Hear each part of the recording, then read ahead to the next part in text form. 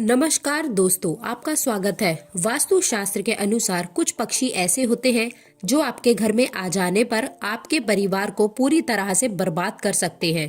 यहाँ तक कि गर्भवती महिलाओं के लिए भी इन पक्षियों का आना अच्छा नहीं माना जाता।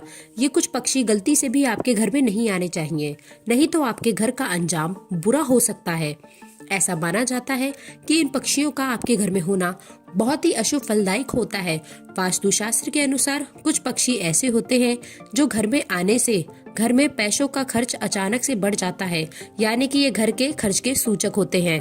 प्राचीन काल से ही लोग कुछ पक्षियों के घर में आने से शुभ और अशुभ मानते हैं। इसीलिए आज की इस वीडियो में हम जानेंगे वो कौन से पक्षी हैं जिनका घर पर आना बहुत ही अशुभ कारक होता है और यह आपको कंगाल भी बना सकता है, और कुछ पक्षी ऐसे हैं जिनका घर पर आना बहुत ही शुभ होता है।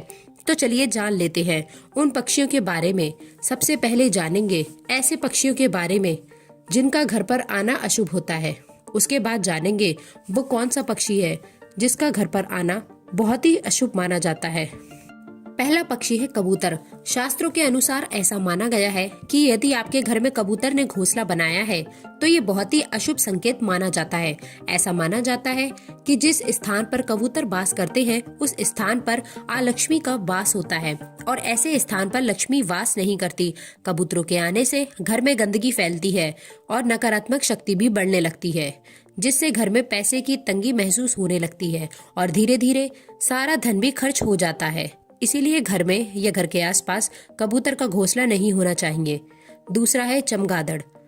पौराणिक मान्यताओं के अनुसार यदि घर में चमगादड़ घुस जाए तो उस घर में बीमारियां, मौत, बर्बादी अपना बसेरा बना लेती हैं। वैज्ञानिक लोगों का मानना है घर में चमगादड़ होने से परिवार टूटकर बिखर जाता है और उस घर में मनुष्यत छा जाती है। इसीलिए घर में कभी भी चमगादड़ का घोंसला नहीं होना चाहिए। तीसरा है कौवा। कौवे का बार बार घर में आना या आपके घर में घोंसला बनाना अच्छा माना नहीं जाता। वह सपने में कौवे का दिखना भी बुरे संकेत देता है, जैसे सपने में कौवे की आवाज सुनाई देना या आपके शरीर पर कौवा बैठा दिखाई देना, ये दुर्भाग्य आने की निशानी होती है। चौथी है टिटहरी। ऐसी मान्यता है कि टिटहरी जिस दिन पेड़ पर या किसी घर में अचानक से रहने लगे तो कहीं से बहुत बड़ी अनहोनी होने के संकेत मिलते हैं, क्योंकि टिटहरी हमेशा जमीन पर रहती है और जमीन पर ही अपने अंडे देती है। इनका किसी के घर में अचानक बैठना अच्छा संकेत नहीं माना जाता। पांचवा पक्षी है उल्लू। अगर आपके घर में बार बार उल्लू चला आता है और बार बार एक ही दिशा में चिल्लाता रहता है तो ये बहुत ही अशुभ संकेत माना जाता है। ऐसा माना जाता है कि एक दो बार उल्लू आने पर घर में खुशी आती है, लेकिन घर के सामने उल्लू का बैठकर बार बार बोलना बर्बादी आने का लक्षण होता है। आइए अब जानते हैं उस पक्षी के बारे में जिसका घर पर आना या घर में घोंसला बनाना बहुत ही शुभ माना जाता है। दोस्तों, वह पक्षी है चिड़िया। यदि आपके घर में कोई चिड़िया घोंसला बनाती है और वहां पर अंडे देती है तो इसे बहुत ही शुभ माना जाता है।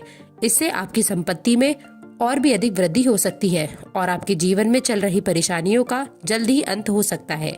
इसीलिए यदि आपके घर में कोई चिड़िया घोंसला बनाती है तो उसके घोंसले को भूल से भी ना तोड़े, नहीं तो इसे अशुभ फल प्राप्त हो सकते हैं। तो दोस्तों, इस प्रकार से इन पक्षियों का घर पर आना शुभ और अशुभ होता है।